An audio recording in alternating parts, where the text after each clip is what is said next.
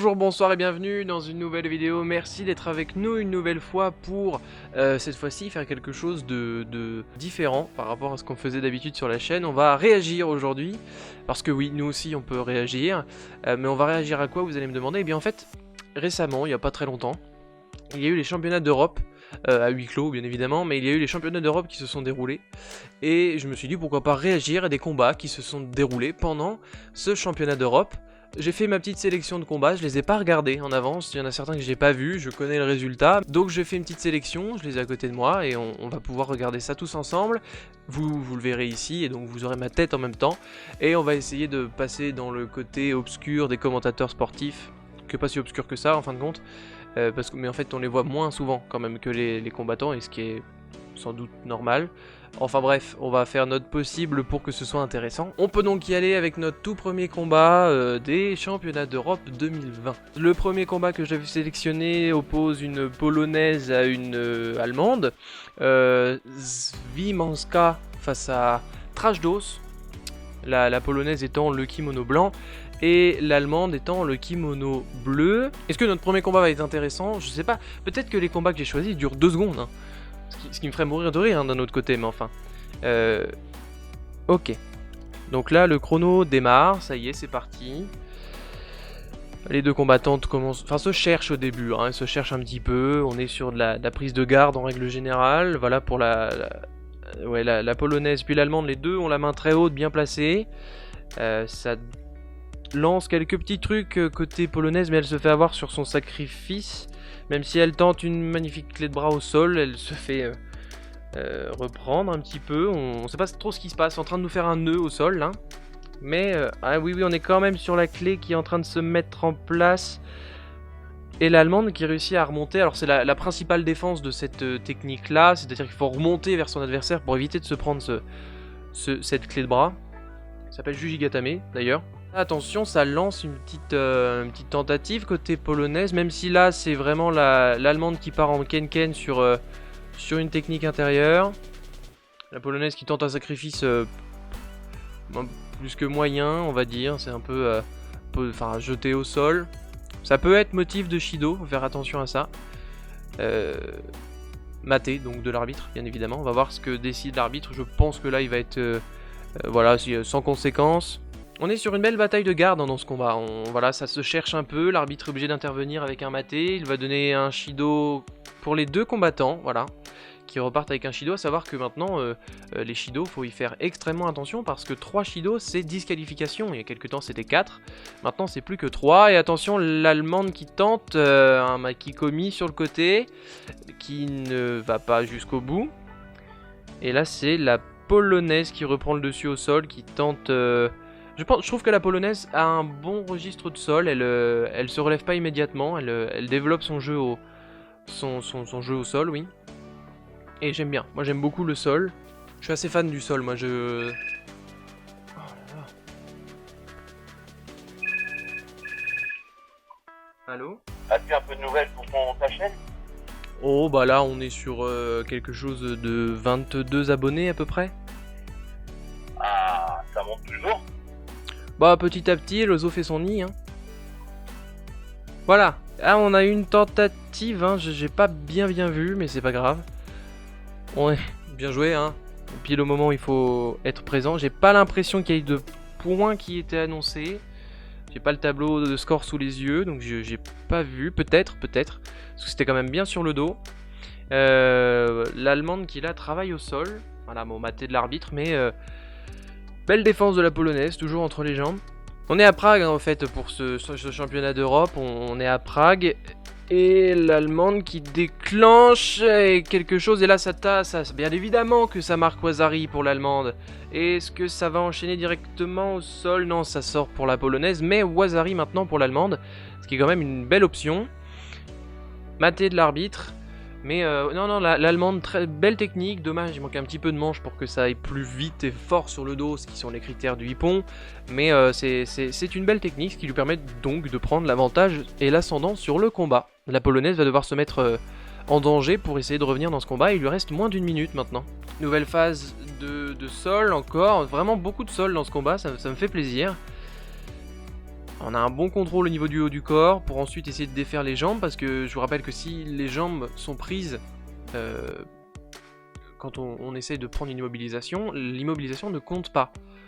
Il faut que les deux jambes soient sorties pour que l'immobilisation démarre et que les deux épaules de l'adversaire sur lequel on a l'immobilisation soient collées au sol. Et une nouvelle fois, c'est l'Allemande qui est bien positionnée, et puis là, alors là, la Polonaise qui se jette sur le dos, qui donne vraiment là... alors la Polonaise qui est vraiment forte au sol en défense, parce qu'elle a réussi à remettre l'Allemande entre ses jambes, mais c'était vraiment dangereux ce qui vient de se passer. Une nouvelle fois, très bon contrôle au niveau du haut du corps. On peut voir que l'Allemande attrape son propre revers en faisant le tour du cou de son adversaire, ce qui permet d'être ultra contrôlé au niveau du haut du corps. C'est vachement intéressant. Et puis bon, je pense que là, on peut clairement dire que l'Allemande remporte ce combat. Il lui reste 3 secondes à tenir, même si j'ai déjà vu perdre la dernière seconde, mais normalement, voilà, Soremadé, et c'est l'Allemande qui finit 3ème parmi les 2 3e des moins de 63 kg chez les filles. Comment parler des championnats d'Europe sans parler de la finale des moins de 63 kg qui opposait Clarissa Agbedenou à Non, bah comment ça se dit, Ksakova. Je suis désolé si je le prononce très mal, en tout cas face à l'Autrichienne. Donc Clarissa Agbedenou qui arrive en finale et va tenter de remporter un nouveau titre de championnat d'Europe qui serait son 5e titre depuis le début de sa carrière sportive. Les 2 combattantes arrivent sur le tapis, ça se prépare, ça s'échauffe, ça se tape, c'est pour réveiller un petit peu les muscles, tout ce que je détestais faire quand j'allais faire des compétitions. Ça se salue, ça démarre, agimé de l'arbitre. On est parti pour cette finale des moins de 63 kg qui oppose la française Clarissa Agbedenou face à l'autrichienne. On va voir ce que ça va donner. Déjà, on est sur une belle prise, on n'est pas trop chamaillé au niveau de la garde, on est bien pris chez les 2 combattantes. Clarisse qui tout de suite essaye de réimposer sa main forte au niveau du revers et qui déclenche 2 actions. Oh là là, le contre qui marque Ippon directement au bout d'à peine 20 secondes, 23 secondes de combat seulement pour marquer Ippon du côté français. Clarisse Agbedenou remporte donc son 5e titre de championnat du monde, j'allais dire d'Europe. C'est d'une propreté sur un contre d'attaque. Peut-être on va voir le ralenti pour avoir cette action encore plus en détail. Est-ce qu'on va le voir? Alors là, c'est les différentes attaques de Clarisse. Et ensuite là, tout de suite, ça part. Ce serait plutôt... C'est pas Uranage, ce serait plutôt un sacrifice. C'est un mélange. C'est un mélange, mais en tout cas, ça arrive sur le dos. Et ça fait tomber 5e titre de championnat d'Europe pour Clarissa Agbedenou. Alors, on enchaîne avec un nouveau combat pour une 3e place dans la catégorie des moins de 73 kg. Je me recoiffe parce que je suis comme d'habitude très mal coiffé. Donc les moins de 73 kg qui opposent donc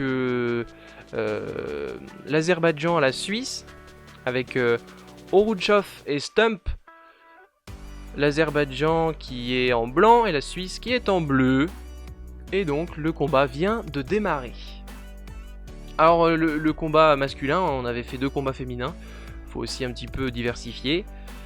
Donc on va voir comment ça se passe chez les hommes. Les Français, ça a été un petit peu plus compliqué dans cette compétition. Une seule médaille de bronze, si je dis pas n'importe quoi, mais c'était pas une grande réussite, contrairement aux Françaises, où là, la compétition s'est plutôt bien déroulée. Attention à cette attaque côté blanc. Retour d'attaque, hein, bien évidemment, sur une attaque intérieure au niveau de l'intérieur de la cuisse. Sur un retour du Suisse, hein, donc c'est vraiment les moments où il y a un petit déséquilibre qui peut se créer. Parce qu'on est dans une position où on revient, donc on hésite un petit peu. Et c'est à ce moment-là souvent que les occasions peuvent se présenter. Parfois on peut se la créer complètement. Oh là là là là, le Suisse là, qui vient de tenter un balayage sur le côté droit, c'était vraiment... bien fait. Donc là on doit être en train de vérifier à la vidéo, c'est même certainement le cas. L'arbitre de centre qui attend le verdict dans son oreillette pour savoir s'il y a quelque chose, ou ne serait-ce que Ouazzari ou Ippon.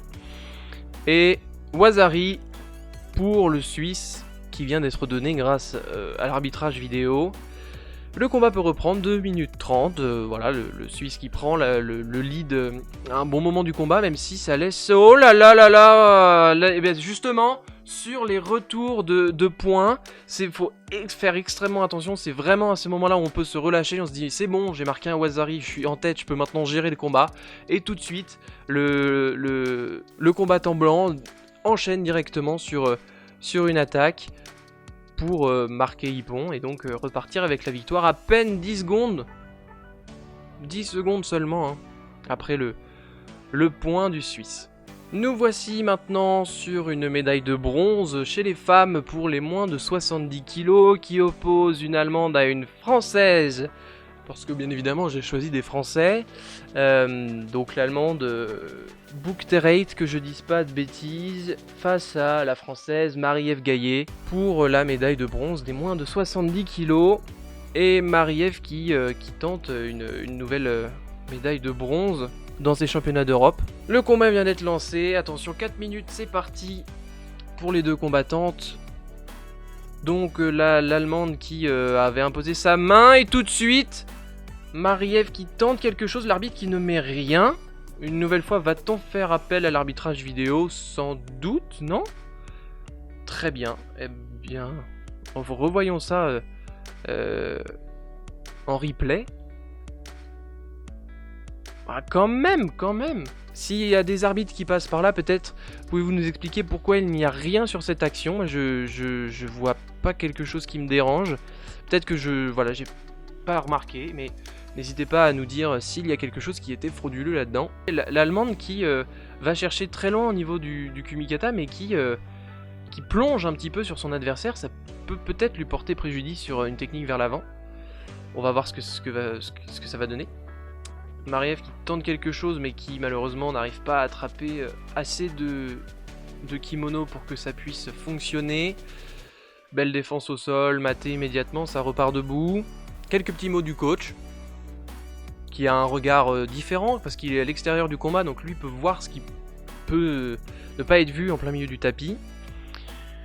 Un petit coup de patte de l'Allemande qui fait tomber donc Marie-Ève au sol, qui une nouvelle fois défend en tortue, comme on peut le dire. Et là on repart pour ces fameuses séquences de meilleures prises de Kumikata. Là on est pas mal chez Marie-Ève qui... ouh là là, attention à l'Allemande qui passe la tête. Une nouvelle séquence au sol qui là, c'est très étonnant à ce niveau de tirer vers soi, alors qu'il faut absolument pas tirer vers soi quand on est au sol. Ça permet de recevoir le combattant sur soi, ce qui se met en position de danger absolument... Oui, voilà, on est d'accord, j'avais vu aussi. Bon, je vais continuer. Qui se met en position de danger immédiat. Et donc, bien, le deuxième Shido pour l'Allemande qui est à son deuxième parce que il y a eu 2 Shido de données tout à l'heure. Et cette fois-ci, Wazari qui est donné pour Marie-Ève qui tente une nouvelle technique. Ça fait 3 fois qu'elle la tente, cette fois-ci il y avait plus de manches, donc ça a roulé directement sur le dos. Marie-Ève qui est donc en tête, au-delà d'être en tête avec les pénalités, et maintenant en tête au niveau des scores. Et nous sommes à la moitié du combat. Je rappelle que en position de l'Allemande c'est compliqué, on est mené d'un Wazari, on est à 1 Shido de la disqualification, alors faut tout donner, il reste 2 minutes pour continuer à attaquer et pas se faire avoir. Oh là là là là, le deuxième Wazari qui va tomber. Le deuxième Wazari qui va tomber, qui donne Hippon pour la Française qui a du mal à se relever. Non, c'est bon, ça a l'air d'aller. Elle remet son kimono, salue son adversaire et la Française remporte la médaille de bronze des moins de 70 kg, l'une des 2 médailles de bronze de cette catégorie. Bravo! On enchaîne et on termine par la finale des moins de 70 kg chez les femmes qui oppose une néerlandaise Van Dijk face à la française Margot Pinot qui va se diriger directement vers le tapis. Donc voilà les 2 combattantes, je rappelle que la France est en bleu et les Pays-Bas sont en blanc. C'est parti pour cette finale qui va être dantesque, je le sens que cette finale va être folle. Je le sens. Je sais pas pourquoi je le sens, on est tout de suite sur une bataille de garde au niveau du haut du corps. Parce qu'on n'a pas le droit de toute façon d'attraper le bas du corps. Même si Margot subit un petit peu plus, on est sur une tentative de Soutemi qui n'aboutit pas. Travail au sol, on continue. C'est bien, ça fait plaisir. Le sol est bien représenté dans ces championnats d'Europe et Et ça me fait plaisir parce qu'à une époque, le judo se relevait extrêmement rapidement. Et donc il y avait très peu de phases au sol. Moi qui adore cette séquence-là, j'étais un petit peu frustré. Mais là, ça me fait plaisir de voir du sol. Cette séquence donc n'a rien donné, on repart debout dans une recherche de Kumikata. Et tout de suite, le Seoi qui marque, qui pond directement pour la Française Margot Pino qui remporte son tout premier titre de championne d'Europe sur un magnifique Morote Seoinage. Alors là, celui-là, il est sublime. En moins d'une minute, c'est... Waouh. Extraordinaire, bravo. Et bien voilà, on a fini avec nos combats pour aujourd'hui. J'espère que cette petite idée vous a plu. J'espère que ces combats vous ont plu. J'espère que les athlètes français et étrangers vous ont régalé. Ça a été des combats assez beaux, franchement, ils étaient fournis, il y avait du mouvement, il y avait des très belles techniques, on a vu 2 très beaux hippons, de belles victoires pour Clarissa Agbenenou et Margot Pino, une belle médaille de bronze pour Marie-Ève Gaillet. Bref, c'était une belle régalade chez les femmes, chez les hommes, je le disais, c'est un petit peu plus compliqué, mais c'est pour encore mieux rebondir au prochain championnat du monde, par exemple, et même au JO l'été prochain. Peut-être qu'on fera ce petit type de vidéo pour les JO de Tokyo si ça vous plaît. Et puis en tout cas, moi ça m'a fait extrêmement plaisir de faire ce concept, je l'ai vraiment beaucoup apprécié.